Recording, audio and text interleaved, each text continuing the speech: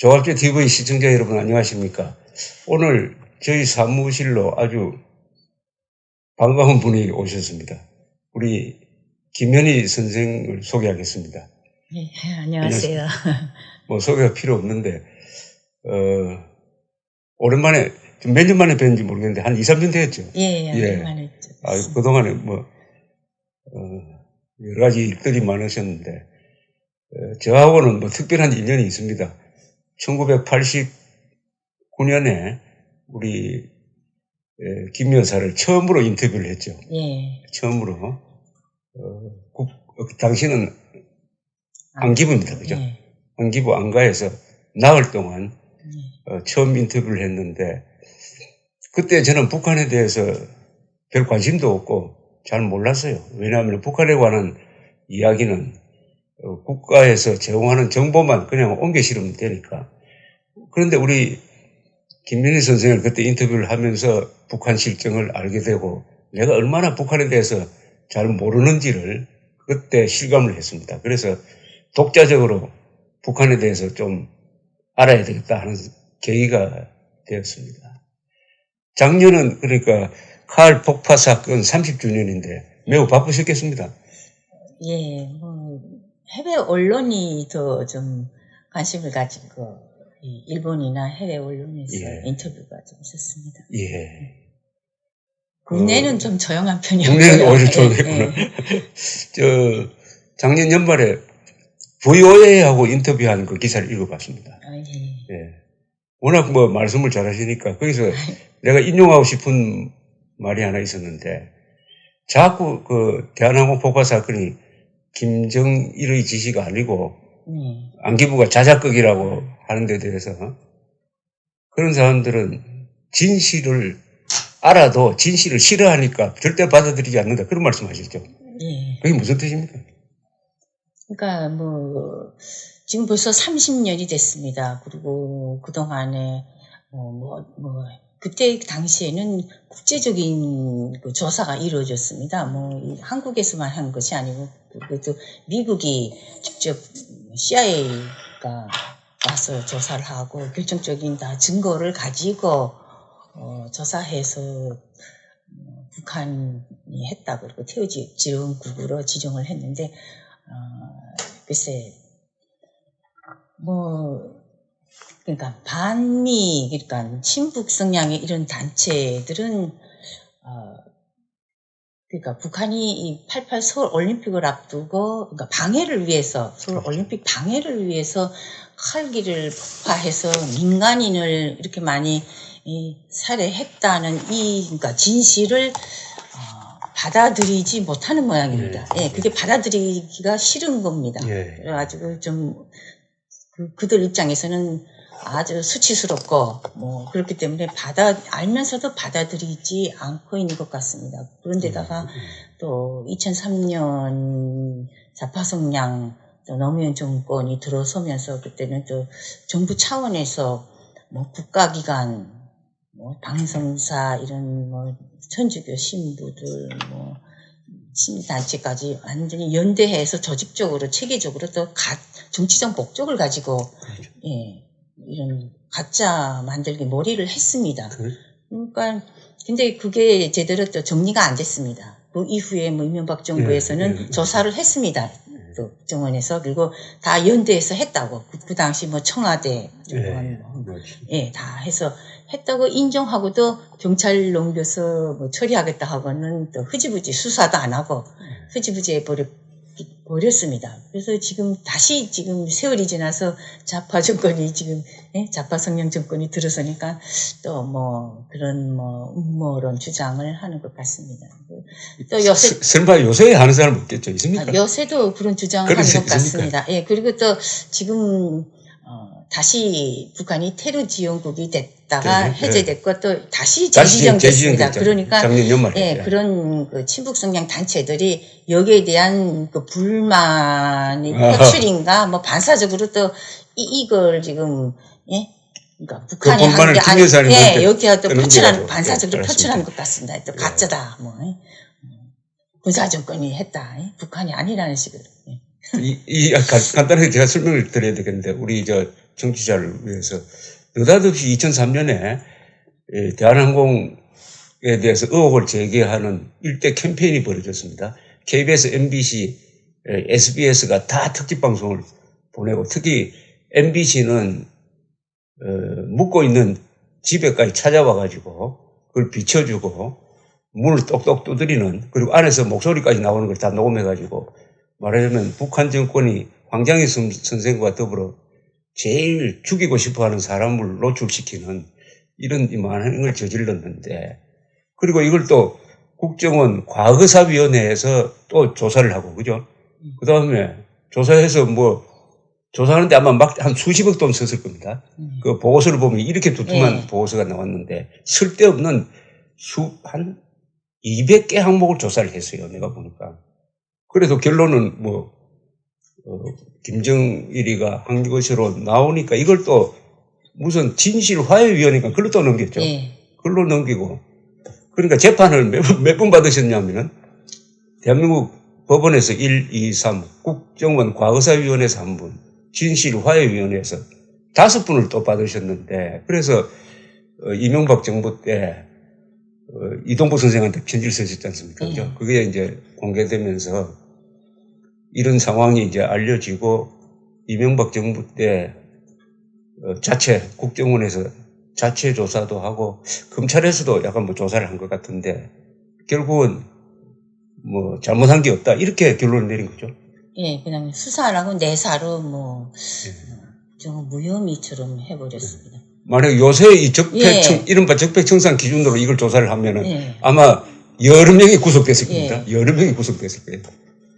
그런데 국정원에 이거 조사해달라는 이 국정원에는 새로 등장한 정부의 국정원에는 그런 요구는 안 하셨습니까?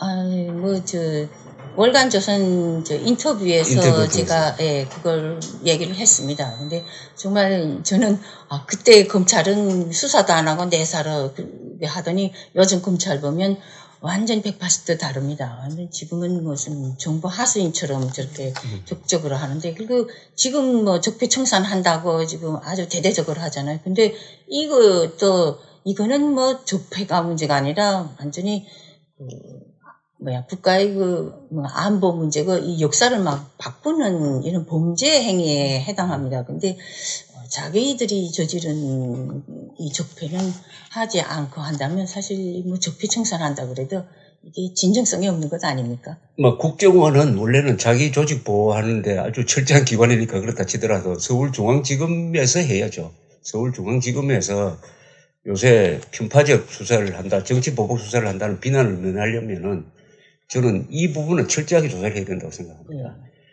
이 국제적으로 다 공인되고 그래서 북한이 테러 지원국으로 지정돼도 되고 더구나 2002년 9월 17일 날 고이점미가 평양을 방문했을 때 김정일이가 그래 우리 납치했다. 그죠? 납치했다고 고백을 하고 김변희 선생이 증언한 다구치 야에코가 비로소 북한에서 인정을 하고 죽었다라고 함으로써 김정일까지 또 인정한 그 사건을 뒤집기 위해서 완전히 언론이 동원되고 국가 권력이 동원되고 그리고 연계된 그 이른바 좌파단체 뭐 신부들도 등장해가지고 한 사람을 이렇게 전방위적으로 괴롭혔는데 형사 책임지는 사람이 아무도 없다.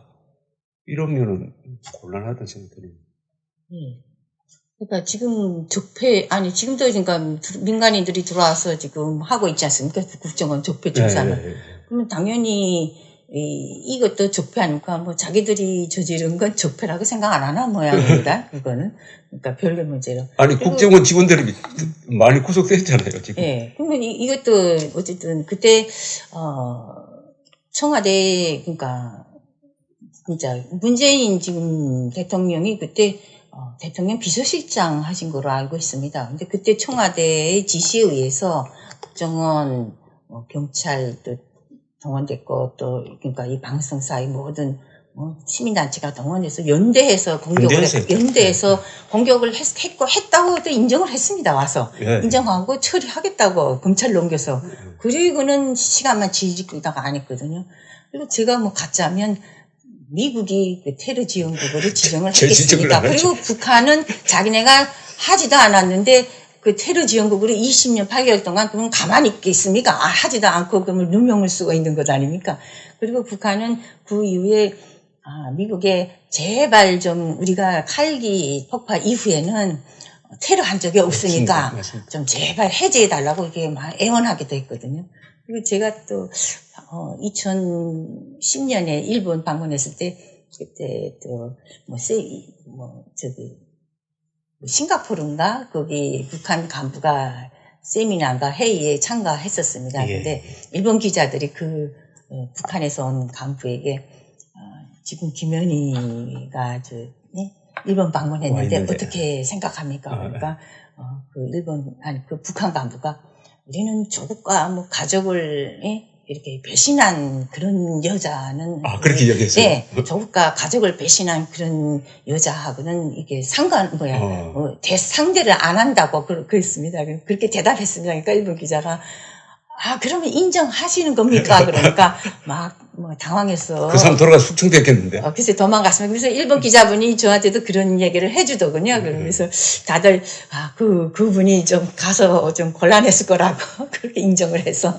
그러니까 북한 정부는 한 번도 김현희 씨가 북한 사람이라는 걸 인정한 적이 없잖아요. 그죠? 공식적으로 인정한 적이 없으니까 없는데 북한 간부가 그런 이야기 했으면은 참 이게 지금 말씀하시는 걸 더 이어가기가 이게 흥분한 게 왜냐하면 태양이 동쪽에서 뜨느냐 안 뜨느냐를 가지고 국가기관, 언론기관이 들어서가지고 이렇게 말씀을 이렇게 했으니까 이건 대한민국에서만 그러니까 진실을 미워하는 사람들이 득세하는 대한민국에서만 있을 수 있는 사건입니다.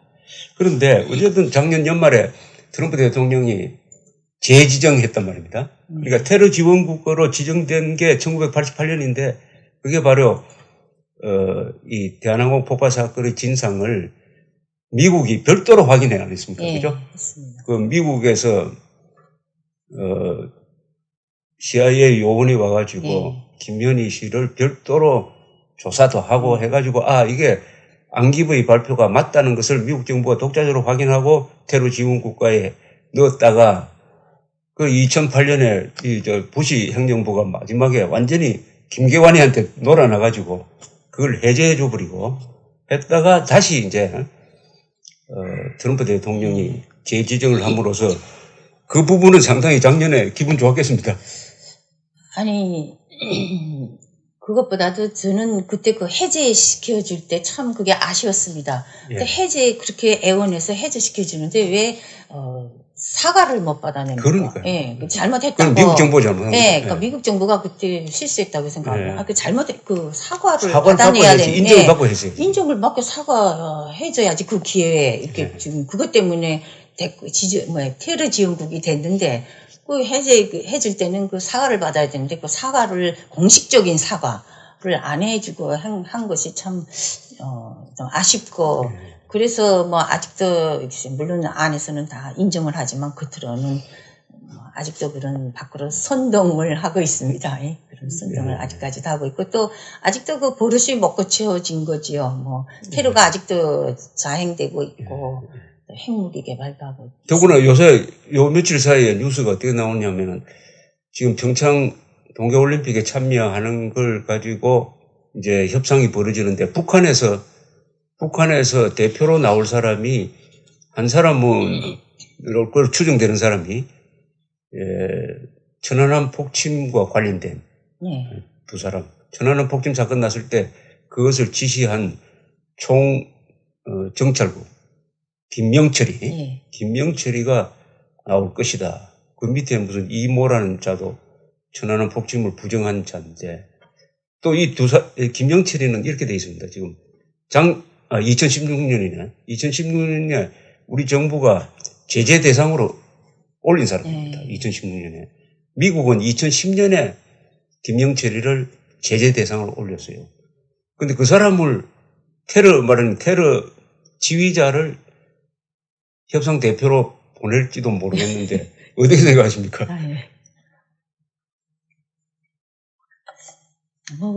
북한에서 이렇게 대남 협상을 하든가 대남 공작에 관여된 사람들이 특히 이렇게 그러니까 대한민국과 뭔가 뭐 공작을 하고 사업을 할 때는 그런 사람들을 경험도 있고 하기 때문에 그런 사람들을 내세우고 또 제일 신임을 하고 뭐 능력이 있다고 그렇게 평가를 하고 있습니다. 그러니까 뭐 이런 어떤 뭐 도발을 하고 뭐 진짜 무슨 이렇게 제재가 돼 있는 거기에 관계없이 그러니까 그거는 우리 입장에서 보면은 뭐 진짜 정말 말이 안 되는 그런 상대 있죠.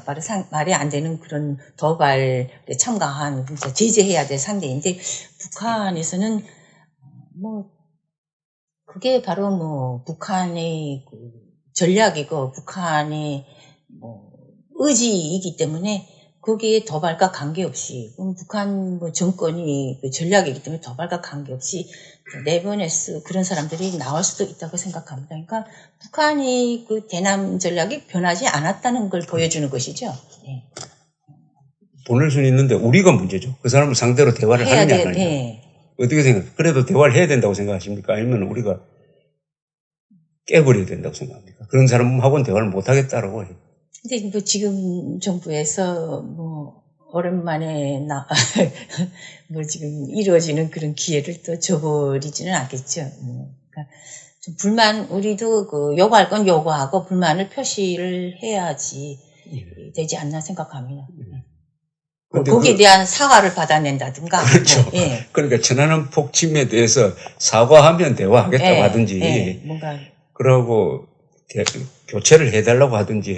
왜냐하면 그걸 만약 그 사람하고 대화를 하면은 인정하는 거죠. 우리 정부가 전 정부가 하더라도 제재했다는 게 의미가 없어지고 또 미국이 제재한 사람인데 미국이 핵개발과 관련해 가지고 제재한 사람인데 테러와 관련해서 제재한 사람인데 우리가 대화 상대로 삼으면은 한미 관계도 아주 어렵게 되고 안 그래도 지금 미국에 신경을 곤두세우고 이번에 이 회담이 체육 문제에서 벗어나가지고 정치 회담으로 그럴까봐 아주 견제를 많이 하고 있습니다. 그때도 총정찰국이라고 있었습니까? 저 때는 없었습니다. 없었죠. 후에 많이 이렇게 합쳐지고 합쳐지고 해가지고 이게 좀 커진 기구입니다. 그죠? 김영철이가 총정찰국장으로 있을 때 상당히 커진 기구인데.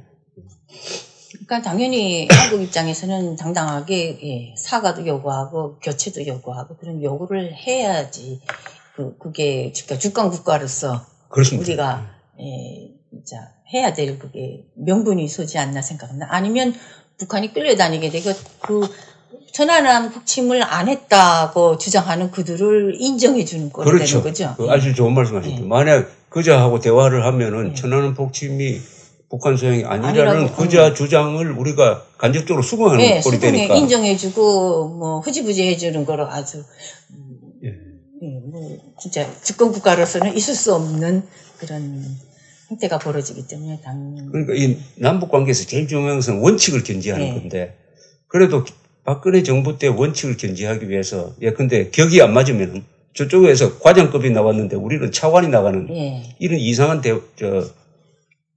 대화가 계속 이어졌는데 그걸 거부하니까 저쪽에서 못하겠다고 해가지고 깨진 적이 있습니다. 근데 최근에 통일부 무슨 TF에서 너무 격을 맞추다가 보니까 남북 관계를 경색시켰다고 이런 이야기도 나왔는데 그리고 올해가 서울올림픽 30주년입니다.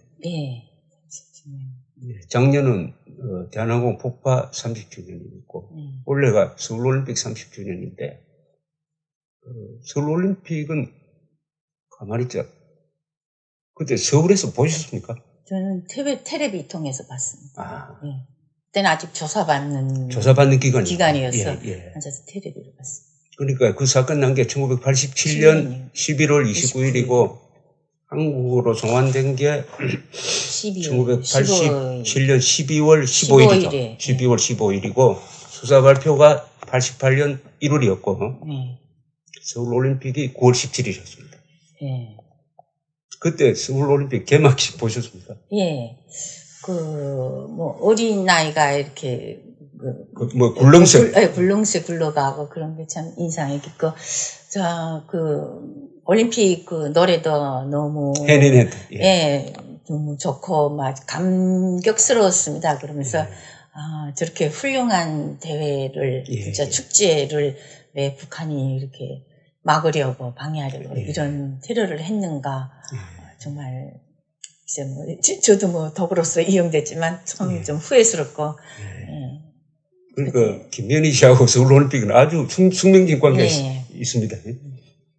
또 방해하기 위해서 했으니까요. 그러니까 그 서울올림픽을 방해하려고 했는데 서울에서 그 올림픽을 보게 되었으니까. 그래서 참 감회가 남다랐습니다. 막 감격스럽기도 하고 막 좀 부끄럽기도 하고. 그 서울올림픽은 시간이 지나니까 점점 더 그 의미가 커지는 것 같아요. 우리 이 구로다 씨가 쓴 저 책에도 구로다 씨가 이렇게 평을 했더라고요. 서울올림픽이 냉전 종식의 문을 열었다. 그것을 취재한 일본인 기자로서 확실하게 이야기할 수 있다. 그 이야기를 보니까 굉장히 자랑스럽게 생각했습니다. 이 외국 기자 눈에도 그렇게 보이는구나 하고 느꼈습니다. 그렇죠. 올림픽으로 계기로 해서 진짜 한국의 위상이 올라가고 떨치고, 그리고 북방 외교가 펼쳐지고, 진짜 막 모든 면에서 한 단계 이렇게 도약하는 계기가 됐다고 생각합니다. 그러니까 그것을 북한도 예견을 했기 때문에 이렇게 길을 쓰고 막으려고 했던 것입니다. 너무나도 차이가 벌어지고 뒤떨어진다고 생각했기 때문에. 제가 그래서 이 서울올림픽의 자료를 찾다가 이번에 참 재밌는 자료를 하나 찾았는데, 미국의 윌슨 센터가 냉전시대 때의 연구를 합니다. 거기 보니까 이 서울올림픽을 막기 위해서 북한이 어떤 외교를 했느냐가 논문을 하나 나와 있었습니다. 그 논문을 읽어보니까 김일성이가 서울올림픽이 개최되면은 아주 우리가 곤란하게 된다는 그 생각을 했더라고요. 그래서 자기가 직접 나서더라고요. 그래가지고 86년입니다. 86년에 10월에 고르바초프를 찾아가요. 서울올림픽 참여하지 말라고. 그때 분산 개최를 요구할 텐데. 그러니까 고르바초프가 딱 잘라서 거절해버립니다. 그리고 그 한 달 뒤에 동국, 위성국 정상회담을 할 때 소련은 참석하기로 결정했다고 해요. 선을 해버려요. 그러니까 헝가리, 동독, 루마니아 이런 나라들도 참석을 바뀌는 겁니다. 그 다음에 어떻게 하냐면 87년인가 또 김일성이가 중국을 찾아갑니다. 중국한테도 올림픽 참여하지 말라고 하니까 중국도 거절해요. 왜냐하면 중국은 아시안 게임을 하기로 돼 있었거든요. 1990년에. 그러니까 2020년에는 북경 올림픽을 개최할 2000년에 계획을 세우고 있었는데 참석 안 하면 안 되잖아요. 그래서 거절을 해버려요. 그러니까 마지막 수단으로 테러를 한 게 아닌가 이렇게 보이더라고요. 저도 그때 그러니까 북한 내부에서도 또 올림픽을 하면 안 된다 하고 국민들한테 많이 선전하고 있었어요. 있었군요. 국민들한테도 이게 올림픽을 하면, 서울에서 올림픽을 하면 2개 조작이라고. 이게 두 개의 조선을 조작하니까 북한과 남한은 완전히 2개가 완전히 갈라지는 걸 그걸 책동하는 행위라 그러면서 막 그 강면 선전을 했습니다. 그래서 어렴풋이 국민들도 저게 나쁘다고, 올림픽 하는 게 나쁘구나 하고 그렇게 생각을 하고 있었죠. 그리고 저는 또 홍장원으로서 또 중국에 나가 있었고, 그렇죠. 광주에 계셨죠. 광주에서 신분증 부여받기 위해서 중국 광주에 있었는데 갑자기 오라고 저만 소환을 시켜서 오라 그래서 갑자기 임무를 주고 딱 밀봉해서 준비를 했습니다. 그러니까 그때 북한 주민들한테는 남한에는 거지들이 득실득실하니까 절대로 올림픽 개최 못한다 이랬죠. 그때만 해도 내내 거지가 많고 이렇게 식민지고 미국의 식민지고 그런 식으로 남한을 비하했거든요. 그러니까 김일성으로서는 그렇게 선전을 했는데 만약 서울올림픽 성공하면은 자기가 거짓말 한 게 되니까 예. 대내적으로도 좀 곤란했겠습니다. 예. 예. 그런 말씀입니다. 그래서 이 87년 10월 4일에 중국 광주에 계시다가 갑자기 귀환하라는 예. 전가를 받았지 않습니까? 그래서 이 제가 가져온 기록에 의하면은 당시에 노동당 대외정보조사부 소속이었죠. 예. 예. 정보조사부 해외에서 납치 테러 뭐 해외 첩보 임무를 담당하는데 불려와가지고 이부장 이창승입니까? 이 사람이? 창승 이름은 뭐 이름은 잘 모르죠. 그러니까 이부장으로부터 평양으로 이제 불려와가지고 이부장이 이런 지시를 한 걸로 이제 진술을 하셨는데 이번 동무들이 수행해야 할 임무는 남조선 비행기를 제끼는 것이다. 남조선 비행기 폭파 목적은 88 서울올림픽을 앞두고 남조선 괴뢰의 2개 조선 책동과 준동을 막고 적들에게 큰 타격을 주기 위한 것이다. 이 임무는 중요하고 어려우며 특히 비밀이 담보되어야 한다. 시간이 별로 없으니 완전한 임무 수행을 위한 준비 사업을 철저히 하라. 이번 임무 수행 과정에는 완전한 일본 사람으로 위장해야 한다. 옥화 동무는 당시에 옥화라고 하십니다. 옥화 동무는 일본 여자로 위장할 수 있도록 일본어 학습에 열중하고 임무 수행 중에는 일본인 부잣집 딸처럼 행동하라. 이런 지시를 한 거죠. 이거 아주 구체적인데 이거 다 기억하고 있었습니까? 그렇기 때문에 조사 과정에 뭐 다 썼겠죠. 예. 그래서 이제 최 과장하고 또 그 밑에는 최지도원, 그다음에 같이 한 팀이 되는 김승일이라는 노인 70대인데. 예, 70대. 일단 물러났던 사람입니다. 그죠? 예. 일단 은퇴했던 공자원이 다시 이제 복귀한 건데, 김현희 씨, 네 사람이 11월 7일부터 11월 12일까지 초대소에서 밀봉돼가지고 이제 준비를 하는데, 이때, 그걸 놓고, 루트를 놓고 이제 좀 이견이 있으니까, 이견이 있으니까, 여기에 대해서 최 과장이라는 사람이 한 말 중에 김정일 이야기가 나옵니다. 이것은 김정일 동지의 친필 비준이 난 계획이므로 수정할 수 없다. 이렇게 얘기했죠. 예, 그러니까 비준이 내려졌기 때문에 수정을 못 한다고. 그리고 그 노선 또 다른 걸 얘기하니까 그건 다음 기회에 그런 거 하자고. 그렇죠. 그래서 이건 그대로 해야 된다고. 근데 북한에서 비준이란 말은 다른 사람에게는 쓰지 않습니다. 김정일한테만 친필 기준이란 말을 쓰거든요. 친필 기준. 그러니까 우리 김 여사께서 진술할 때 김정일이란 말을 넣은 것은 여기가 유일합니까? 그리고 김정일 지시라고 할 때의 그 근거는 최 과장이 말한 거죠. 뭐 다른 정황 접근으로 김정일 아니면 지시할 사람이 없지만은 여기 최 과장이라는 사람이 김정일 동지의 친필 비준이다. 이번 말이 아주 제일 중요한 것 같은데, 그때 이게 노선에서 문제가 된 거는 이라크를 지나는 문제였죠. 바그다드 거기가 전시 상황이기 때문에 그렇죠. 아무래도 문제가 많을 거라고 그 김승일이가 의견을 제기했습니다. 의견을. 근데 뭐 묵살된 거죠. 그렇죠. 그 바그다드에서 공항에서 이제 검색을 받고, 바그다드 공항에서 이 일이 참 이게 운명적인데. 많이 어려웠습니다. 힘든 일이 생겼습니다. 정말. 거기서. 사실은 이 대한항공 폭파 사건은 바그다드 공항 검색원이 정신 차렸으면은 막을 수 있었죠. 왜냐하면 김승일이가 가지고 있던 트랜지스터 라디오, 그 라디오 안에 폭약이 들어있었지 않습니까? 근데 라디오는 작동하고 있었죠. 그러니까 그 북한에서 그러니까 일본 파나소닉 라디오를 파나소닉 라디오를 그게 얇은 전지약에 뭐 3개인지 4개인지 들어가 있는데 그걸 특수 제작했습니다. 그래서 절반은 이렇게 까가지고 거기다가 이렇게 화학약품 C4를 엮고 그 절반은 그 라디오 작동하게끔. 그래가지고 올해는 못 가지만 이렇게 키면 라디오가 나오죠. 그러니까 이것도 시한폭탄 이게 총력 이것도 하고. 그러니까 그렇게 특수 제작한 전지약이기 때문에 그게 없어지면 이거 임무를 수행 못합니다. 못하죠.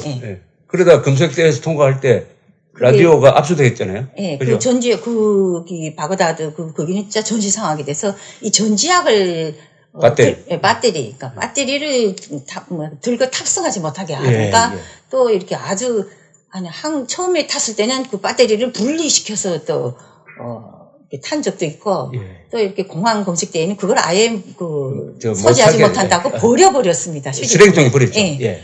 그래서 정말 그때 막 당황했죠. 이걸 못하는가 그래서 다시 주소다가 끼우면서. 그러니까 김성일이가 그랬습니다. 예. 제가 이렇게 주소 왔죠.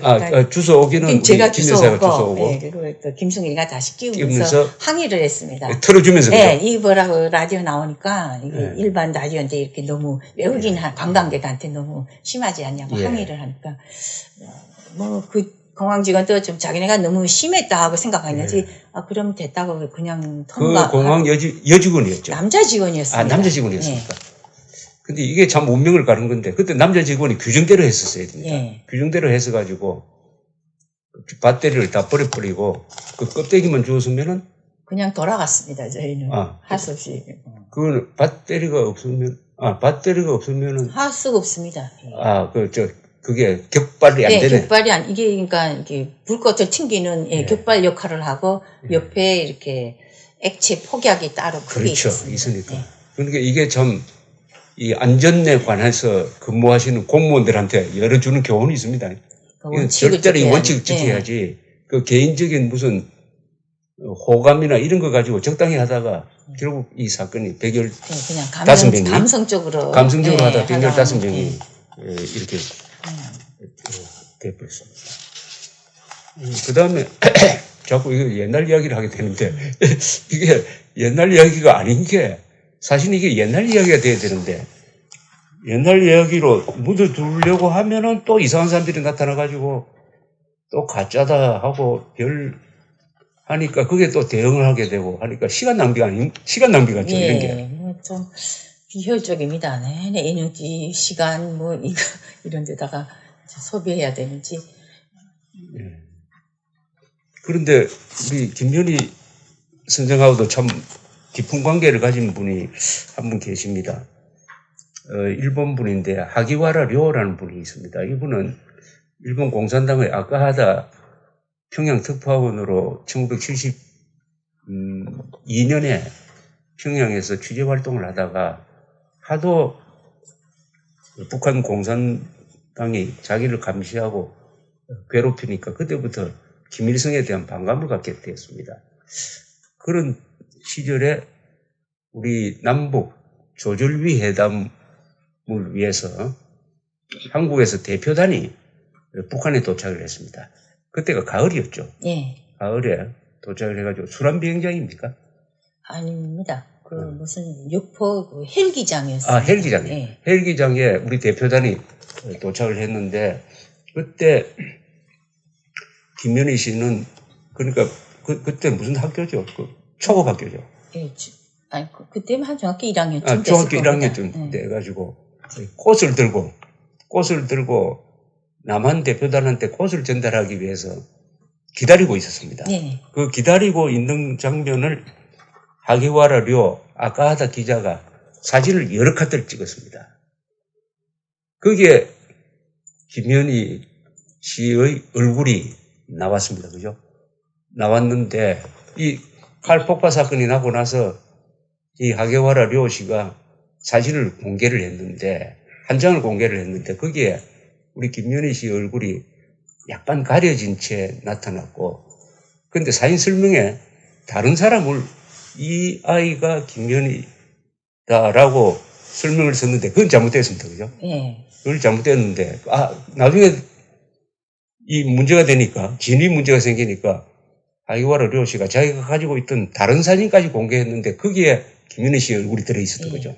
그러니까 두 줄로 섰는데 그 두 번째 소녀에서는 확실하게 나온 다른 애가 확실하게 나왔고 저는 이렇게 가려서 머리카락만 나왔습니다. 그러니까 두 번째 섰다고 하니까 다들 뭐, 비슷하네. 그리고 또 저도 뭐, 그때 사진이 다 있나 싶고, 그런가 보다 했죠. 근데 후에 막 또 뭐 이게 아니라고 지게 되니까, 하계레 씨가 다시 찾았는데, 그건 한 줄로 썼는데는 세 번째 확실하게 있었습니다. 예. 그래서 또 이게 가짜스를 반박하는 그런 결정적인 사진을 제공한 분이 하기와라 료시인데, 이분은, 공산당원이기는 하지만은, 김일성은 아니다. 김일성은 진정한 공산주의자의 적이다. 왜냐?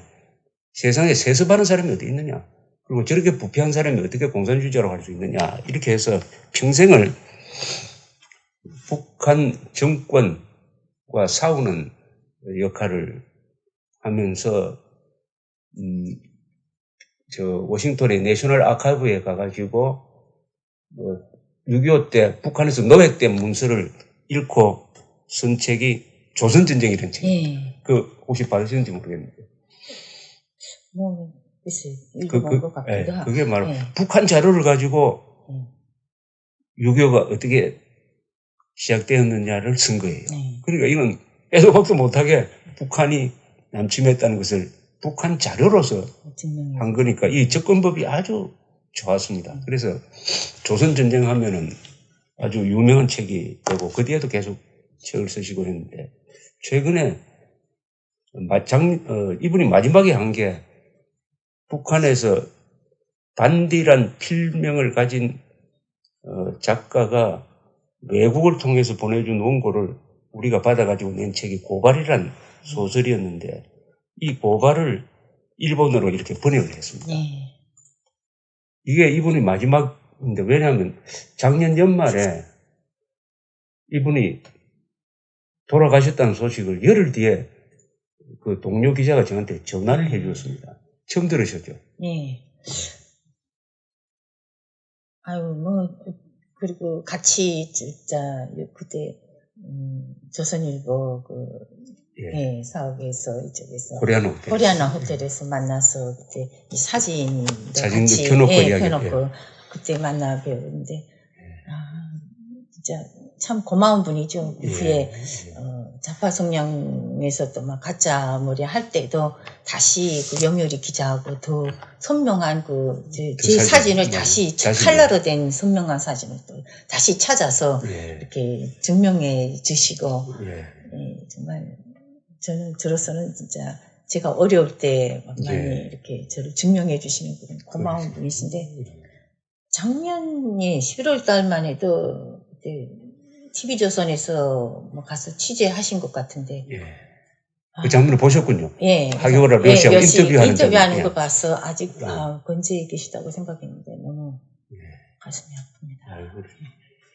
아픕니다. 이런 모임이 있었습니다. 이제 이게 또 옛날 이야기인데 하기와라 료시하고 이동복 선생하고 저하고 우리 김현희 씨가 그 코리아나 호텔 어느 음식점에서 만났는데 왜 만났느냐 하면은 그때 김현희 소녀가 꽃다발을 주고 전해준 사람이 그 꽃다발을 받은 사람이 누구냐 하면 그 유명한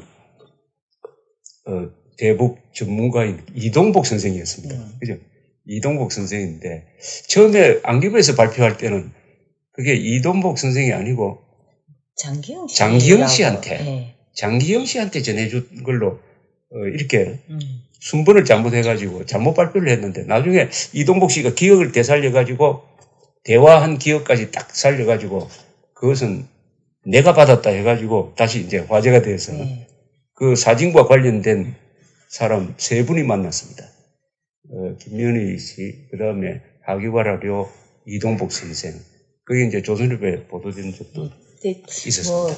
어렸을 때니까 누가 누군지 잘 모르죠. 근데 딱 대화를 그때 나눈 게 있는데, 그때 이동복 씨가 이 꽃 이름이 뭐냐고 물어봤습니다. 근데 북한에서는 생화가 잘 없습니다. 생화죠. 그래서 이름을 잘 모릅니다, 다들. 근데 그건 특별히 이렇게 온실에서 키운 꽃다발을 가져왔는데, 그 전에 많이 이렇게 훈련을 준비를 했거든요. 뭐 어떻게 대답해라. 아버지 이름, 직장까지 다 이게 다르게 이렇게 교육을 시킵니다. 다르게 이야기하는 거예요. 중앙당 간부가 아니고 이게 평범한 노동자 농민이 자녀인 것처럼. 그러니까 저 경우에는 저희 집이 그때 서평양역 근처에 있었기 때문에 그 선로를 이렇게 고치는 예. 선로공이라고 선로공이다. 예, 아버지가 예, 뭐 하시냐 그러면 이 선로공이라고 외교관이 아니고 예, 선로공이다. 외교관이 아니고 예. 선로공이라고 하라고 하나하나 다 가르쳐주면서 많이 이렇게 교육을 시켰기 때문에 잔뜩 좀 얼어 있었죠 애들이. 예. 근데 딱 이동복 그 씨가 이 꽃이 무엇이냐 그러니까 제가 전혀 예상치 못한 질문이 왔습니다. 그러니까 여기에 대해서 모른다고 하면 또 돌아가서 욕을 먹을 것이고 답변을 잘못하니까 그래도 어린 뭐 마음에 좀 임기응변을 해가지고 조선 사람이 조선 것도 모릅니까 하고서는 인사하고 싹싹 돌아왔습니다. 조선 사람이 조선 것도 모릅니까? 네, 조선 것 이름도 모르냐고 그랬더니 그러니까 뭐 그 이동복 씨는 그때 많이 좀 화가 났다 그러더군요. 무슨 애가 저렇게 대답을 당돌하게 하느냐 해가지고 뭐 승용차 타고 가면서 지도원한테 그랬대요. 불평을 했다고. 예, 아니 뭐 당신 애들은 애들 교육을 어떻게 하길래 이게 그러냐면서 아니 알고 지냈시다 이게 무슨 꽃입니까 하고 물어보니까 그 지도원도 잘 모르더라고요. 예. 잘 모르거든요, 북한 사람들은. 그렇죠. 그러니까 지도원도 몰라서. 생활을 별로 본 적이 볼 일이 없으니까, 뭐, 조선꽃이겠죠? 뭐, 그러더랍니다. 그래서, 그러니까 그게, 그때 저도 어리고, 이게 좀 특이한 대화였기 때문에 다 이게 마음에 이게 내리에 좀 새겨져 있었습니다. 새겨져 있었군요. 예. 그러니까 꽃다발 증정하고 돌아와서는 또 선생님이 다 지도원 선생님이 적습니다. 무슨 질문을 했고, 어떻게 대답했냐고. 근데 저는 그때 뭔가 좀 찝찝하거든요. 확실하게 대답도 못하고. 그러니까 뭐 말을 안 하고 지나간 기억이 있습니다. 근데 여기 대한민국에 와서 이렇게 어떤 기회에 이렇게 대화를 해보다 나니까 딱 마주친 거지. 그렇게 물어보고 그렇게 대답했다. 그래서 이동복 선생을 우리 안기부에 계실 때 만났습니까? 안기부 있을 때 어떤 모임에서, 그래, 이동복 선생도 기억하고 있었고, 우리 김 여사도 기억하고 있으니까, 그래서 일종의 암호풀이를 딱 했네. 얘기를 하니까 이동복 씨가, 내가 그럴 때 질문했고, 내가 했는데, 그래서, 이동복 씨구나 하고 찾게 되었습니다. 이동복 씨가 그러니까 서동권, 안기부장 계실 때, 그러니까 1991년 2년 무렵에 안기부 부장 특보였습니다. 특보로서 남북 대화를 관리하고 있었으니까 그때 만났던 이야기입니다. 그건 그렇고 지금 요새 북한이 이렇게 돌아가는 걸 보면은 어떻게 북한이 오래 갈 것 같습니까? 어떻습니까?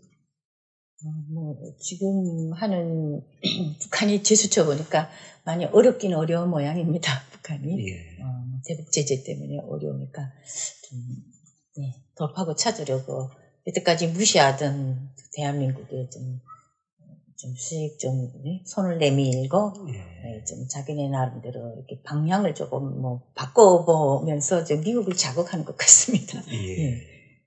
하나 궁금한 건 이렇게 본격적인 북한 제재는 최근 1년이거든요. 그죠? 사실 계속 87년에 테러 지원국 지정이 됐었어도 뒤에는 중국이 지원이 뒷받침됐기 때문에 어려워도 계속 버틸 수 있었습니다. 근데 지금처럼 확실한 대북 제재가 된다면 올해는 못 갈 거라고 생각합니다.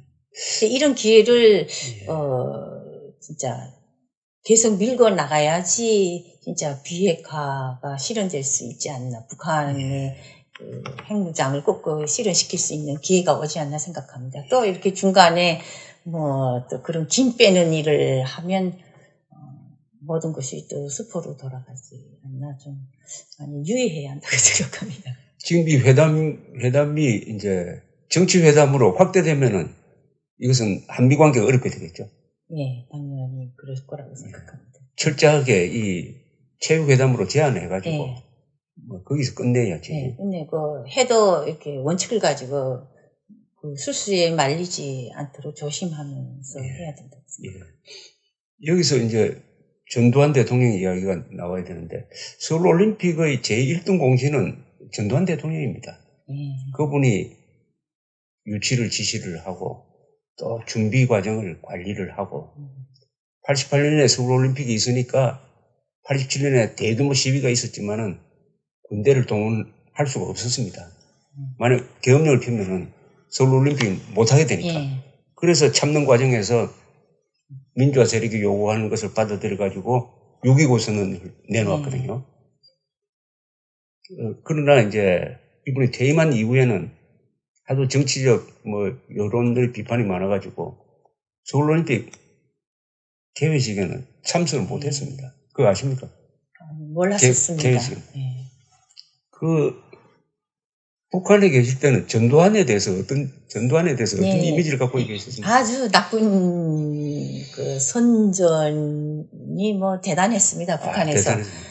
계속 제가 기억하는 것도, 제가 그때 80년에는 그 공작원 학교에 들어가 있었는데, 거기서도 매일같이 그 광주 사태, 계속 텔레비를 그거 틀어주고, 그 저희들이 무슨 명절이라든가 무슨 기회가 있으면 또 전두환 대통령 그 풍자 거기 있잖아요. 그걸 했습니까? 그런 걸 자꾸 만들도록 합니다. 선생님도 같이 해가지고, 선생님들도 이렇게 부부가 그러니까 풍자식으로 이렇게 비판하는 거죠. 아주 무식하고 어쩌고 하면서 하여간 풍자식으로 이렇게 비판하는 그런 극도 많이 만들고, 또 국가적으로는 학생들 동원해서 내내 규탄대회도 하고, 그런 식으로 아주 신랄하게 비판하기 때문에, 북한에 있을 때는 별로 좋게 생각 안 했습니다. 그러니까 박정희보다 전두환을 더 미워했겠네요. 그 무렵에는. 그때는 박정희 대통령이 돌아가셨으니까. 돌아가셨으니까. 박정희 때는 또 박정희 대통령을 이렇게 비난을 했고, 저 때는 그러니까 살아있는 권력이니까. 살아있는 권력이니까 또 전두환 대통령을. 그거는 아마 전두환 대통령이 추진하는 서울올림픽이 얼마나 자기들한테는 아프다는 걸 알았기 때문에 그랬을지도 모르겠습니다. 그죠? 그런데 전두환 대통령이 사마란치라고 IOC 위원장이 있었습니다. 이분하고 86년, 그 기록에 보면 86년 4월 19일인데 만나서 서울올림픽에 대해서 대화하는 내용이 나와요. 뭐냐면은 전두환 대통령이 이렇게 이야기합니다. 북한이 절대로 남한을 군사적으로 공격할 수 없다. 그렇게 하면은 한국과 미군의 반격을 받아가지고 북한은 완전히 말살된다. 그것을 김일성이가 잘 알고 있다. 그리고 중국과 소련이 절대 지원하지 않는다. 그러니까 사마란치 위원장 보고 이렇게 이야기합니다. 안심하라고. 너무 겁을 내면 안 된다고. 그리고 북한에 대해서 양보하지 말라고.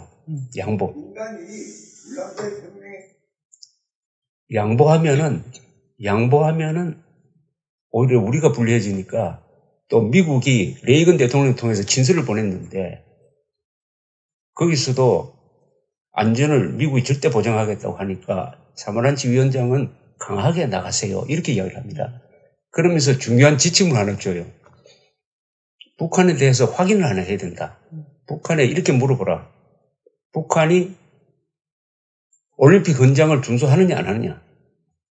IOC의 결정을 준수하느냐 안 하느냐. 북한이 IOC 회원국인데 이것을 물어보고 그 다음에 준수한다고 하면은 그 다음에 회담에 임해가지고 2개 내지 3개 정도는 종목을 북한에 줄 수 있다. 이렇게 이야기를 합니다. 그 얼마나 멋집니까? 그죠? 딱 원칙을 딱 제시를 해요. 그러니까 역시 좀 그런 지휘관으로서 북한을 그 속셈을 딱 들여다보고 진짜 대담하게 냉정하게 딱 밀고 나가는 그런 계획이었다고 생각합니다. 역시. 그래서 저는 이번 북한 대표가 오면은 같은 이야기를 해야 된다고 봅니다. IOC 헌장, 올림픽 헌장에 따라서 평창올림픽에 참석할 의무가 있는 거 아닙니까? 자기들의 권리가 아니라고요. 그러니까 의무가 있으니까 와야 된다. 그러나 오는 부분에 대한 경비는 우리가 좀 보조할 수 있다든지 이런 식으로 끝내야지. 이걸 가지고 이산가족 상봉으로 가면은 참 골치가 아픈데, 어떻게 보면 이제 김현희 선생도 이산가족이 됐습니다. 그동안 이산가족 상봉하는 거 보셨습니까? 그거 어떻게 생각하십니까? 이산가족. 이산가족 한 방면 보면 저도 많이 눈물 흘리죠. 북에 있는 가족도 생각나기 때문에. 또 특히 연세하신 분들이 그 가족 한 번 못 보고 돌아가시면 정말 한이 되지 않습니까? 그러니까 그 한은 풀어줘야 되는데, 글쎄, 그렇다고 해도, 예, 그런 한은 풀어줘야 되지만, 우리, 대한민국을 고소하고 이익을, 손해보는 것까지 해서는 안 된다고 생각합니다. 예. 그 이산가족 상봉하고 그걸로 끝입니다. 그 뒤에 편지 오고 가고. 하는 것도 없죠. 없죠. 서로. 그러니까 생이별이죠. 생이별이고, 뭐, 같이 어디서 살 수도 없고. 그런데, 옛날에 이명박 정부 때 계산한 거 보면은, 한 사람이 만나기 위해서 북한에 퍼준 게, 한 사람이 한 번 만나는데, 약 10억 원이 들었답니다. 10억 원. 1조 얼마를 줬거든요. 그런데 만난 사람이 1690명쯤 됐습니다. 만난 사람이. 그래서 저는 이 회담이 이산가족으로 또 확대되면 곤란하지 않을까 하는 그런 생각을 좀 하고 있습니다. 그렇죠. 이산가족을 진짜 하나의 북한은 장사로 생각하니까. 장사로. 예. 장사지요. 돈 버는 장사로 생각하고, 그리고 일회용으로 꼭 그렇게 찔끔하고는 그 많은 분들이 언제 다 진짜 한을 풀겠습니까?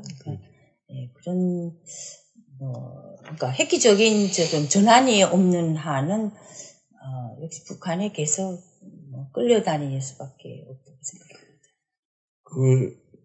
신청하는 사람들이 이렇게 당첨될 확률이 800대 1입니다. 예. 800대 1이니까 다 만나려면 아마 앞으로 한 몇백 년 걸려야 됩니다. 그동안에 뭐 살아남으실 수도 없고.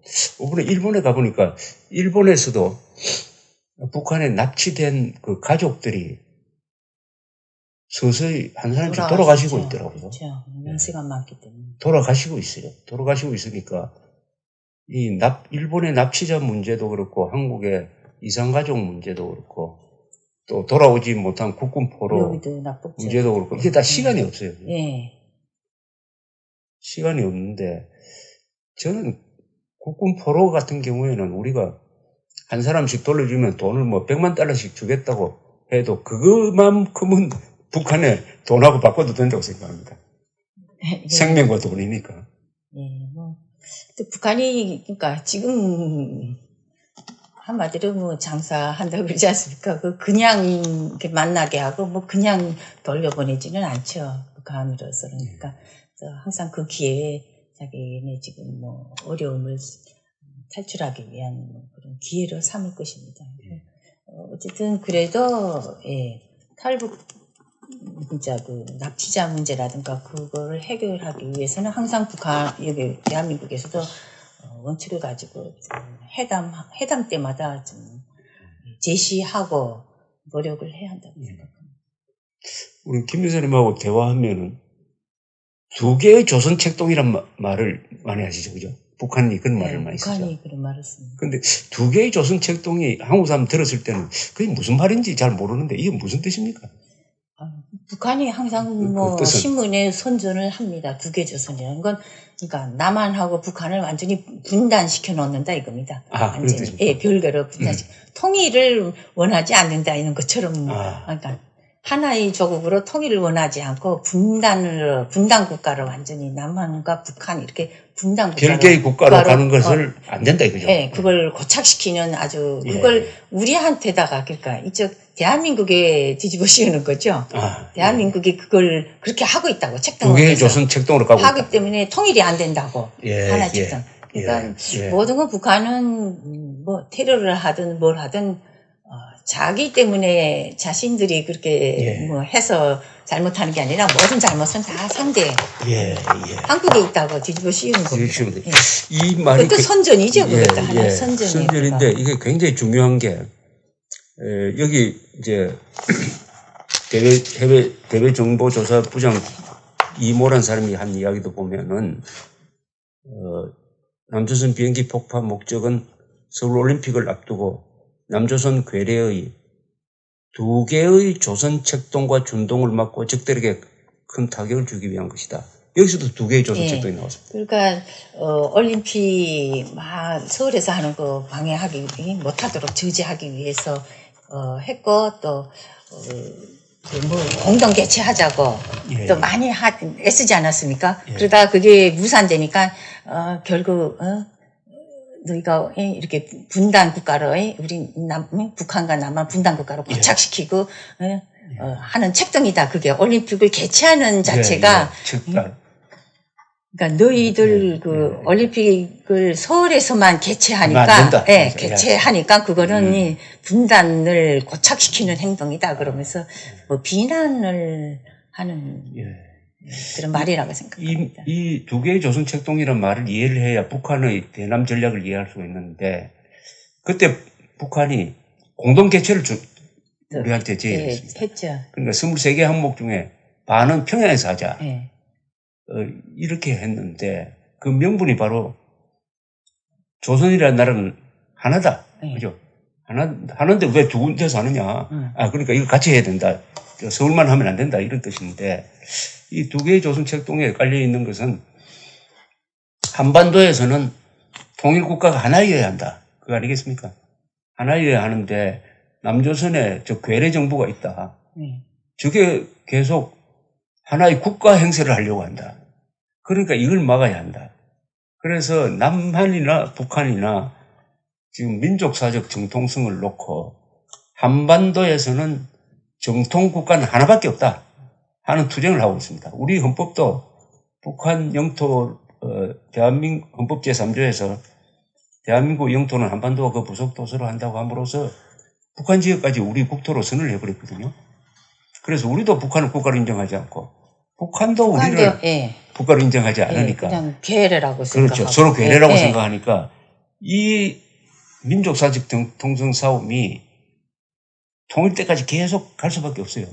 갈 수밖에 없는데 한국에 지금 중요한 변화가 하나 일어났는 게 문재인 대통령이 올해는 당연히 대한민국 건국 70주년으로 기려야 되는데 그것을 안 하겠다고 합니다. 대한민국 건국 70주년이 아니라는 거예요. 그럼 언제냐? 1919년 상해 임시정부 수립 100주년. 이것을 건국 100주년으로 내년에 기리겠다고 이렇게 나옵니다.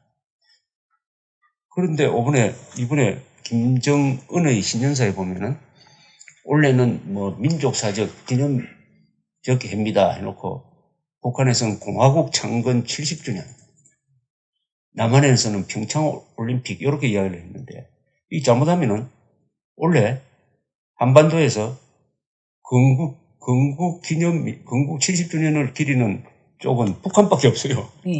잘못하면은 그날 문재인 대통령 오라고 초청할지 모릅니다. 그래가지고 남북한이 조선민주주의 인민공화국 창건 70주년 공동 행사를 할지 모르는 이런 상황입니다. 북한은 뭐 그 상해 임시정부고 그 전에 거는 다 인정을 안 합니다. 특히 김일성만을 인정하기 때문에 김일성 투쟁 출생부터 김일성 혁명 역사, 항일 투쟁사 그리고 김일성이가 45년 해방시키고 48년에 공화국 수립했고 그것만 인정을 하고 교육을 시키기 그 역사만 있기 때문에 뭐 다른 건 인정을 안 합니다. 뭐 김일성 역사만 인정을 하기 때문에 이번에 뭐 70주년도 그런 의미에서 아마 경축할 거라고 생각합니다. 그건 좀 그렇습니다. 이 대한민국의 정통성, 민족사적 정통성, 대한민국만이 우리 2000년 민족사에서 유일한 정통국가고, 그러니까 백제고구려 신라 삼국통일로 정리가 됐고 고려, 조선, 그 다음에 대한민국으로 이어지는 거거든요. 북한은 정통국가가 아닌데, 그리고 그게 중요하고, 그 다음에 무엇보다도 대한민국은 선거를 통해서 출범한 정부입니다. 이게 독재 정부가 만든 것도 아니고 왕이 만들어준 것도 아니고 그러니까 정통성이 있다. 한반도의 유일한 합법국가는 공정한 선거를 통해서 출범한 대한민국이다 하는 것이 유엔 총회의 결의였어요. 그걸 딛고 우리가 북한은 국가가 아니다. 이런 식으로 나가야 되는데 북한은 이 문제에 대해서 예민하기 때문에 테러를 지시할 때도 이 목적은 두 개의 조선 책동을 분쇄하는 것이다. 즉 대한민국은 국가가 아니다. 대한민국이 국가가 아닌 게 무슨 올림픽 개최하고 하는 거 이거 절대 허용할 수 없다. 그걸 용서할 수 없다. 예, 용서 못한다. 그러니까 막 방해한 거 아닙니까? 예. 그러니까 이것은 초지 일관 북한이 견지하는 예. 정책이고 이것을 우리가 분쇄하지 않으면은 우리는 남북 간의 이 이념 투쟁에서만 이긴다고 되는 게 아니고 역사관 전쟁에서 이겨야 됩니다. 예. 정통 국가가 어디냐? 그러니까 7,500만 한민족을 대표하는 챔피언 국가가 대한민국이냐 북한이냐를 결정하는 건데 북한은 이 문제에 대해서 철저하게 무장되어 있는데 한국은 대통령부터 여기에 대한 의식이 대한민국은 뭐 임시국가인지 뭐 마음대로 개조할 수 있는 국가인지 뭐 이렇게 되고 있어요.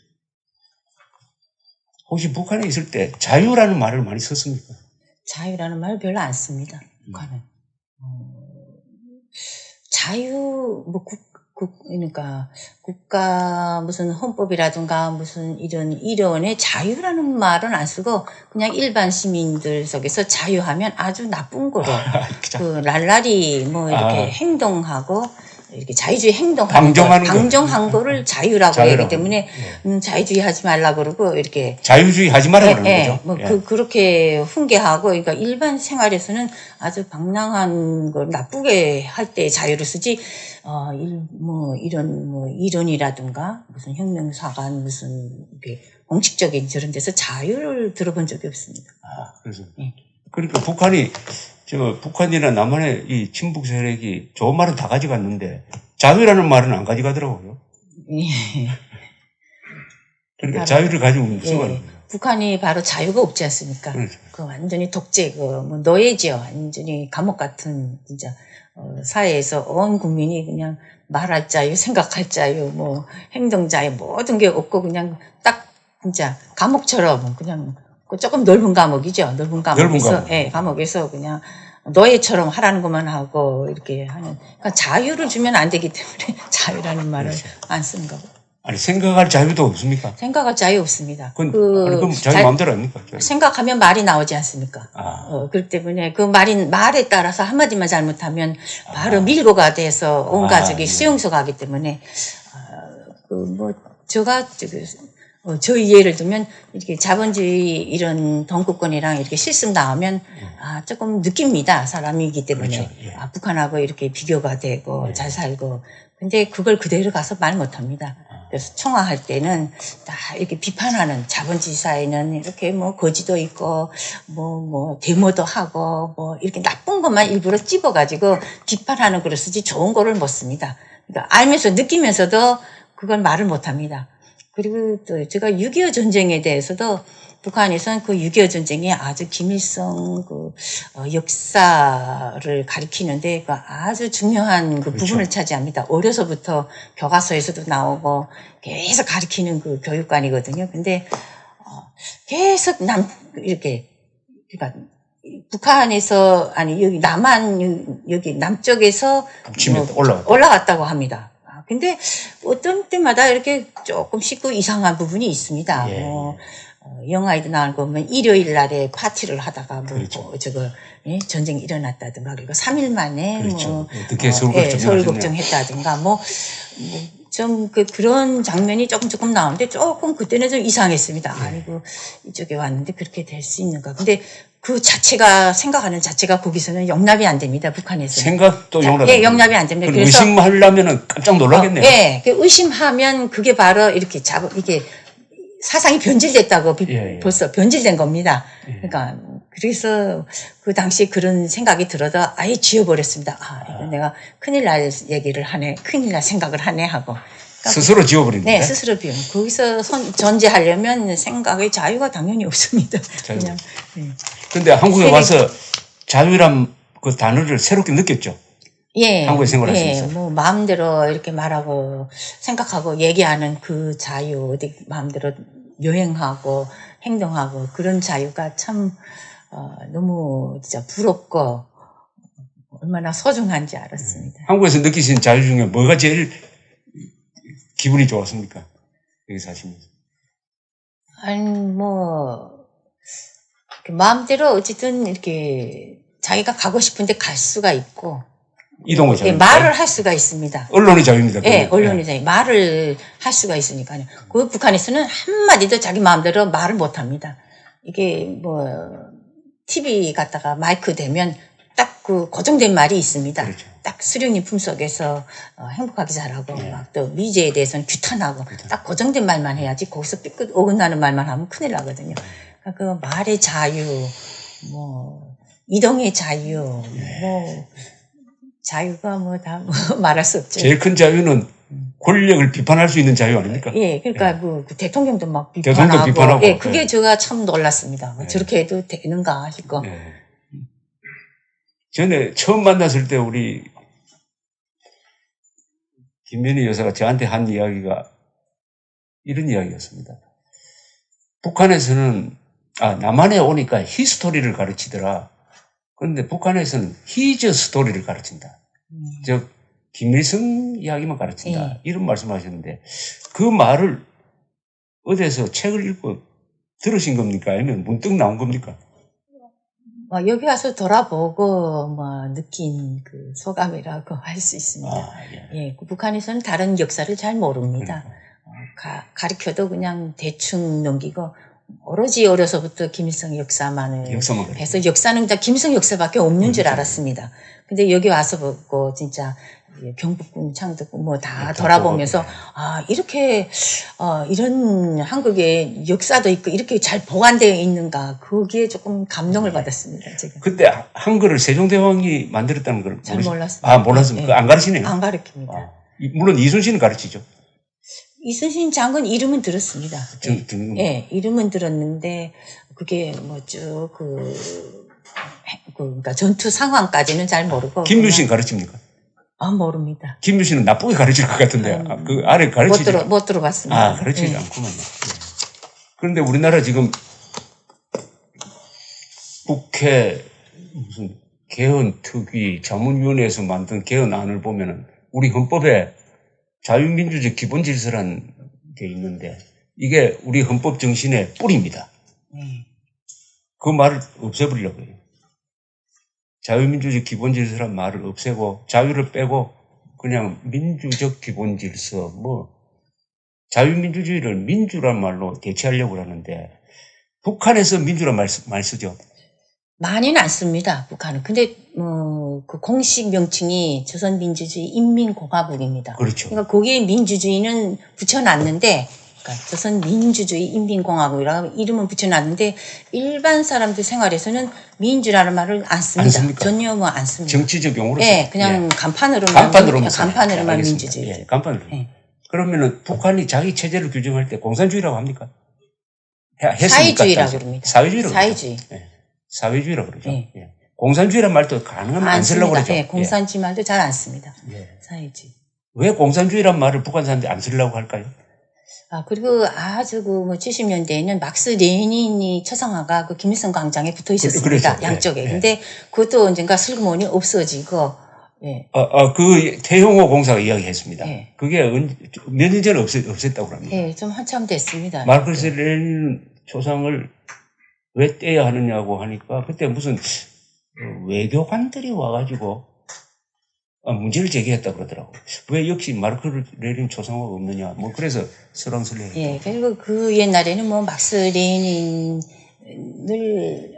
그 이론도 없고 그냥 막스 레닌을 이어받은 그 무슨 김일성의 주체 사상 사상이라고 그걸 계속 선전하다가 슬그머니 막스 레닌주의 다 없애고 그냥 김일성의 주체 사상으로 계속 일관하게 밀고 나가죠. 지금 남북한 상황은 보면은 남한이나 북한이나 다 동시에 일종의 그 레짐 체인지 현상이 일어나고 있습니다. 그런데 북핵 문제로 해가지고 기본적으로 달라진 게 과거에는 북핵 문제는 북한과 미국 간의 관계였는데 이제는 북한과 전 세계의 대결로 되어 있습니다. 그래서 전 세계에서 북한이 완전히 지금 고립되고 있고 중국도 이제는 북한이 부담스럽게 생각되는 것 같아요. 그런 속에서 과연 김정은 정권이 버틸 수 있느냐. 제재가 이런 식으로 계속되면 버틸 수 있느냐 하는 문제가 하나 있고, 그 다음에는 ICBM을 완성해 놓은 다음에 대화로 나오면은 이게 잘못하면 한국이 희생될 수 있다. 그러니까 주한미군이 철수한다든지 한미동맹의 성격이 바뀐다든지 이런 아주 양쪽이 다 문제입니다. 이게 시간과의 싸움입니다. 그러니까 북한의 목적은 변하지 않았습니다. 최종 목적은 지금 아무것도 없는데 핵만 가지고 있는 거죠. 그러니까 핵 지금 마지막 단계에 와 있고 그걸 계기로 해서 미국과 협상하는 게 기본 목적입니다. 예. 지금 그래서 뭐 미국하고 협상하기 위해서 그 아래 단계로서 지금 한국하고도 좀 손을 내밀고 있는 거라고 생각합니다. 그래서 최종 목적은 미국하고 협상해서 핵 보유국으로 인정받고 뭐 그다음에 평화협정으로 가는 겁니다. 평화협정에서 미군 철수를 요구하고 그렇게 되면 자동 조카 통일이 된다고 생각하는 겁니다. 이 한반도 이쪽에 남쪽은 뭐 그저 먹는다고 생각하는 거죠. 저 사람들이 조카 통일은 한반도의 주체사상화죠. 예, 조카 통일이 한반도의 주체사상화. 그러니까 김일성식 통일이죠. 그러니까 한반도 전체를 주체사상의 이념으로 통일해가지고 김일성 민족으로 통일되는 거죠. 말. 저 사람들이 요새 김일성 민족이라는 말을 쓰더라고요. 말을 그러니까 자꾸 만들어냅니다. 여기 저도 김일성 민족의 일원이 되는 건 그게 주체사상화죠. 그게 통일이라고 그러고 우리는 그걸 적화 통일이라고 부릅니다. 그러면 그러니까 김일성주의로 통일시킨다 그러니까. 그럼 북한 사람들은 어느 누구도 그걸 원치 않을 겁니다. 최종 목적은 한반도 전체의 공산화다 하는 것은 철저하게 믿고 있죠. 최종 목적이. 그러니까 북한이 그 노선이 그렇고 최종 목적이 그렇게 하고 지금 밀고 나가는데 일반 주민들하고는 그러니까 분리되어 있죠. 일반 주민들은 북한식 통일이라든가 북한식 그런 사회주의 생활을 원하지 않습니다. 원하지 않죠. 또다시 그런 독재와 노예 같은 생활을 하고 싶지 않은 거죠. 근데 이거 어떻게 생각하십니까? 자유주의로 자꾸 가고 싶은데 이런 자유주의 생활로 이쪽으로 지금 탈출하고 싶은데. 그러니까 북한에서 엘리트로서 선발이 돼가지고 공자원 교육을 받았고 또 그것을 실천했고 또 남한에 와가지고 이 자유 세계의 이 즐거움도 맛보시고 그리고 남한에서 기생하는 이 종북 세력 어떻게 보면은 북한보다 더 빨갱이 이 종북 세력과 또 싸우시기도 해가지고 여러 가지 경험을 두루두루 하셨는데 이 문제는 한반도의 미래인데 우선 만약 미국이 북한을 폭격을 하면은 김정은이가 한국에 대해서 핵무기를 쓸까요? 미국이 글쎄 뭐 협박을 할 수 있을 거라고 생각합니다. 그런데 지금 북한에서 제일 잃을 거 많은 사람이 김정은 아닙니까? 네, 사실은 그렇습니다. 뭐 지금 또 뭐 다 건설해 놓지 않았습니까? 그리고 진짜 다 쥐고 있는 게 거기서 모든 걸 쥐고 있는 게 김정은이죠. 그러니까 김정은이도 전쟁까지는 좀 원치 않지 않겠나 생각합니다. 그러니까 어떻게 보면은 김정은이처럼 세계에서 가장 멋지게 생활하는 사람이 없잖아요. 지 마음대로 하잖아요. 그죠? 영원히. 살 사람도 죽이고 싶은 사람도 살려주고. 기한도 없이. 그렇죠. 기한도 없이. 이렇게 행복하게 사는 독재자는 없는데, 그러면은, 잃을 게 제일 많은 사람이고, 잃을 게 많은 사람은 결정적인 순간에 용기가 없습니다. 네 죽고 내 죽자가 최고인데, 그렇게 안 될 것이다. 그러면은 북한을 폭격을 하더라도, 만약 남한에 대해서 핵을 공격한다든지 서울을 장사포로 때리면은, 그 다음에는 평양을 미국이 핵으로 공격할 것 뻔하니까, 지 죽을 길이니까, 저는 그래서 북한을 군사적으로 핵 시설만 폭격하면은 김정은이가 반격을 못하지 않을까 그렇게 생각되는데. 예. 그래서 지금 이렇게 올해 들어와서 많이들 각을 세우고 미국을 또 위협하고 그런데 그건 결국 뒤집어 보면 북한이 지금 미국을 아주 두려워하고 있다는 걸 방증하는 겁니다. 예, 두려워하고 있고 또 미국의 미련을 못 버리고 미국과 협상을 하고 싶어 한다는 걸 의미하기 때문에 예, 뭐 그런 그 의도가 밑에는 깔려 있다고 생각합니다. 그러니까 좀 두렵고 두려운데 그러니까 큰 소리 치는 거죠. 좀. 네. 그런데 북한 사람들은 그래도 총폭탄이 되자는 말을 지금 쓰잖아요, 그죠? 예, 결사옹위 총폭탄. 그거는 원래 북한은 모든 그 사회가 군대처럼 되어 있습니다. 모든 게 군인처럼 다 짜여져 있고 조직되어 있고 또 그 군인 생활하는 거하고 똑같거든요. 그렇죠. 명령 하달되면 다 해야 되고. 그러니까 동원되고 하는 건 거의 군인식으로 전 국민이 다 이렇게 무장되고 그렇죠. 훈련받고 그렇게 할 겁니다. 그러니까 총폭탄의 한 분이 우리 김현희 씨였습니다. 그죠? 또 그것을 실천하려고 했잖아요. 네. 그러니까 테러를 해놓고 테러한 사람이 잡힐 때 자폭해버리든지 자살하도록 가르치는 데가 지금 이슬람 테러하고 북한밖에 없거든요. 예, 그렇고 또 실제 그렇게 한단 말입니다. 예. 그리고 이슬람 IS 그런 데는 또 이렇게 테러를 하면 당당하게 자기네가 했다고 합니다. 그리고 목적을 밝힙니다. 왜 했고 자기네가 했고. 근데 북한은 한 번도 자기네가 했다고 인정 안 합니다. 꼭 숨기고 발 빼고 그리고 계획할 때부터 발 빼려고 준비를 합니다. 다 외국인으로 위장을 시키거든요. 그럼 참 비겁하죠. 네, 비겁하죠. 외국인으로 저희도 일본인으로 위장시켰잖아요. 다 일본인으로 위장하고 만약 탈려났을 때는 또 자결해라. 해서 비밀 지켜라. 딱 처음부터 그렇게 발 빼려고 하면서 하니까 좀 아주 비열한 방법. 근데 그게 이제 교육과 통제에 의해서 이루어진 것인데 어쨌든 혁명을 위해서 목숨을 바치는 사람들이 북한에 있다는 겁니다. 있습니다. 아니 있는 정도가 아니라 명령만 내리면 많다는 겁니다. 많고 간첩선이 이제 납포되면 그 직전에 간첩선을 폭발시켜서 다 죽고 잠수정에서 그 10명인가 다 집단 자살한 경우도 여러 번 있는데 그런데 어떻겠습니까? 지금 대한민국에는 자유를 지키기 위해서 목숨 걸 사람이 단 한 사람이라도 있느냐 하는 게 사실 저는 의문입니다. 그러니까 북한은 전체가 다 군인이고 명령만 내려주면 진짜 그렇죠. 총폭탄이 돼서 날아옵니다. 이렇게 자 몸을 진짜 진짜 죽어도 영광이라고 생각하면서 그렇게 혁명투사로서 다 그렇게 돼 있는데 여기 대한민국에 와서 보니까 너무 그러니까 자유롭고 풍요롭고 진짜 그래서 그런지 안보 면에서 많이 걱정이 됩니다.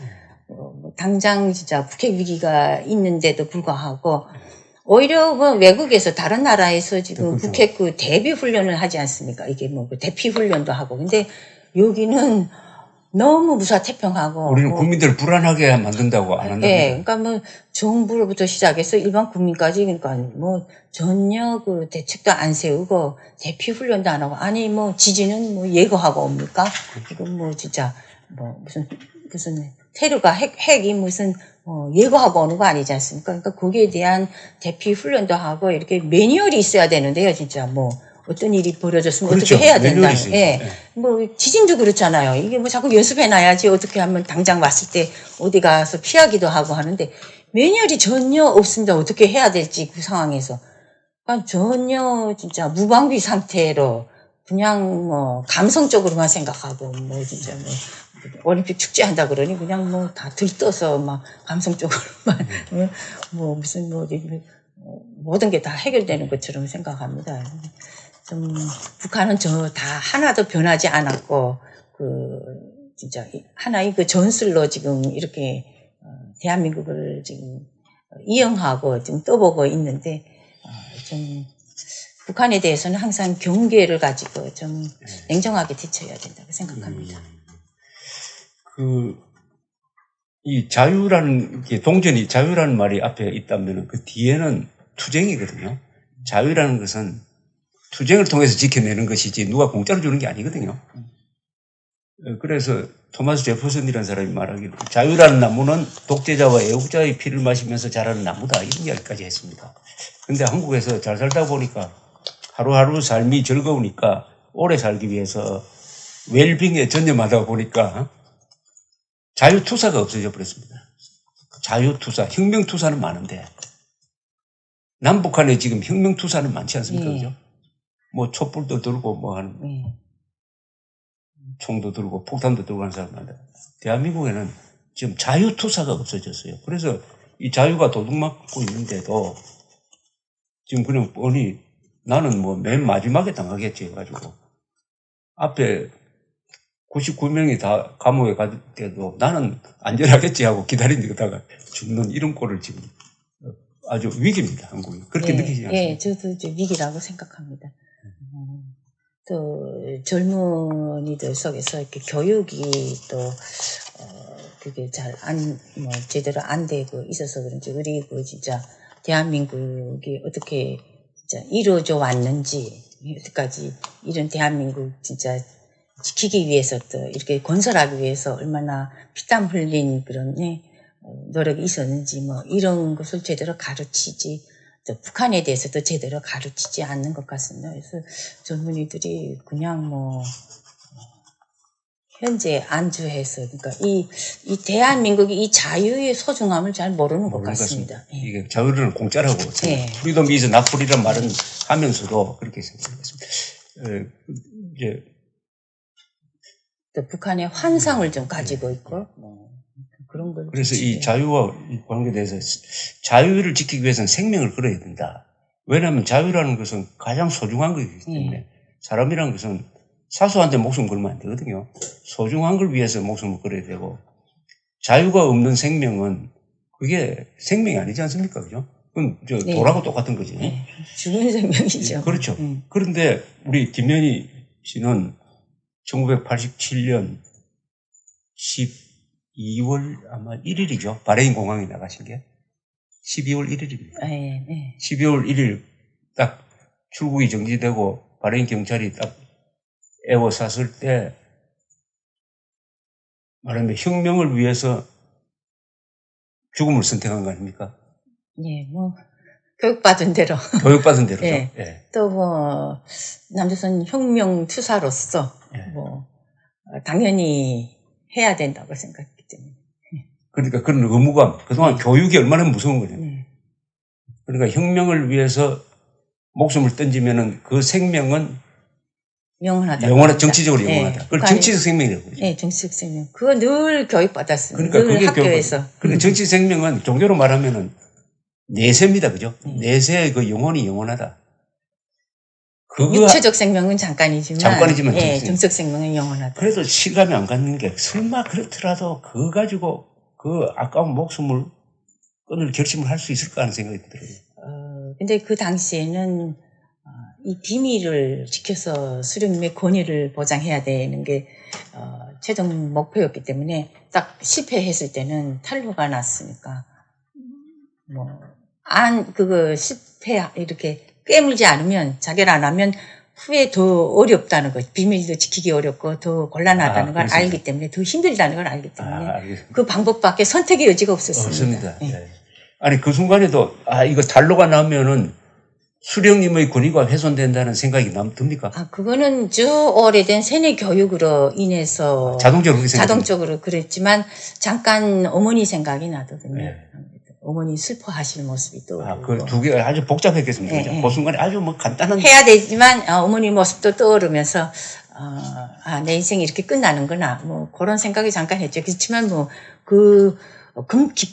급박했던 상황에서 몇 초입니다, 그죠? 몇 초 안 됐습니다. 그 상황에서 더 이상 어쩔 수가 없었습니다. 그러니까. 그래도 깨물었습니다.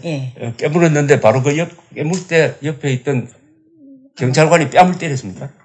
어쨌든 덮친 것 같습니다. 저를. 그러니까. 그래가지고 금방 이렇게. 다 못 들어갔죠. 앰플을 꺼내고, 그러나 조금 들어 마셔가지고 막 경련을 일으켰다고 합니다. 글쎄 뭐 그 옆에서 그때 본 뭐 사람의 기록에 정신을 잃었으니까요. 마치 전기 쇼크를 줄 때 사람 몸이 막 튀듯이 글쎄 뭐 저는 기억이 없는데요. 네, 경련을 일으켰다는 그 일본 외교관의 그 기록이 있는데 2003년에 참 나쁜 사람들이 그것도 기자라는 그 미명을 가지고 그때 일부러 살짝 깨물어 가지고 자살 쇼를 한 게 아니냐라고 문제를 제기했죠.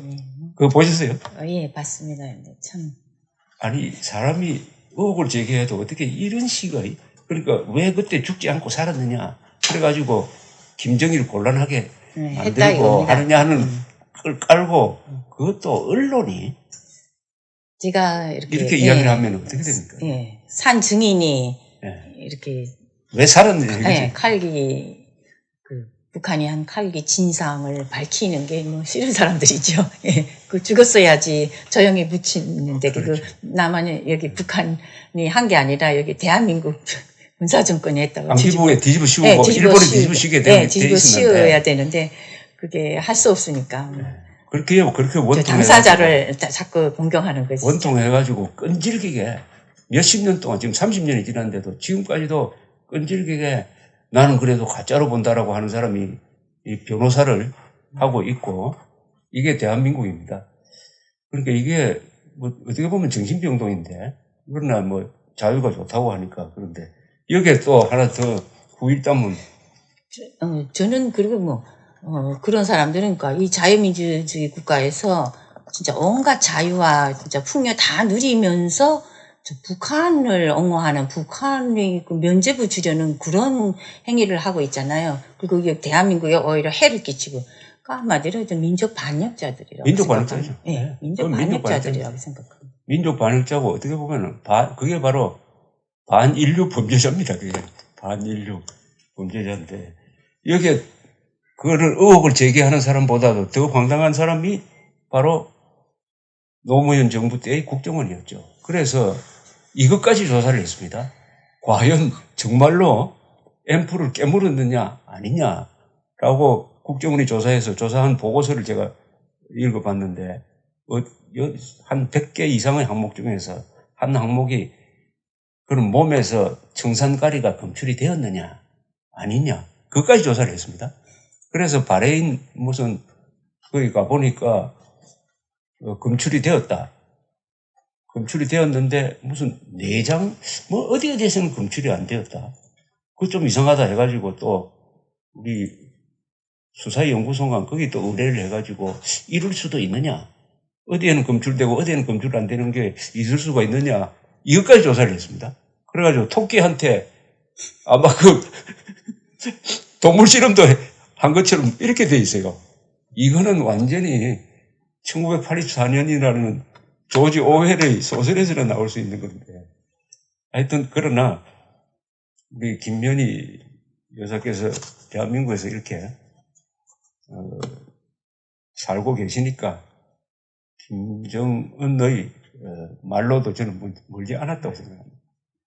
이 문명 세계 전체를 상대로 또 북한 주민 전체가 아니잖아요. 그죠? 이제는 김정은 하니까 김정은이 하고 70억 인류가 대결하는데 견딜 수 있겠습니까?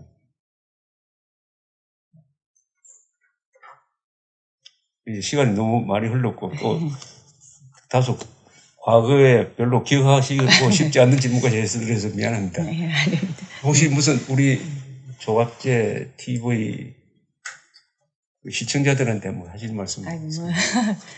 또 이게 진짜 대한민국을 지금 지키기 위해서 또 진실을 위해서 이렇게 조갑제 스승님께서 이렇게 진짜 연세가 많으신데도 이렇게 계속 꾸준히 노력하시는 데 대해서 진짜 감사드립니다. 우리 젊은이들 다른 분들이 진짜 이 대한민국을 위해서 더 동참을 해서 진짜 북한 조카 통일이 아닌 우리 대한민국이 이끄는 그런 통일을 위해서 노력해 주시기 바랍니다. 고맙습니다. 네, 감사합니다. 하여튼 김정은 정권이 북핵과 더불어 몰락을 해가지고 한반도에서 한반도 전체의 주체사상화가 아니라 한반도 전체의 자유민주화가 이루어지고 이런 식의 이산가족 상봉이 아니라 진정한 이산가족 상봉이 이루어지길 바랍니다. 감사합니다.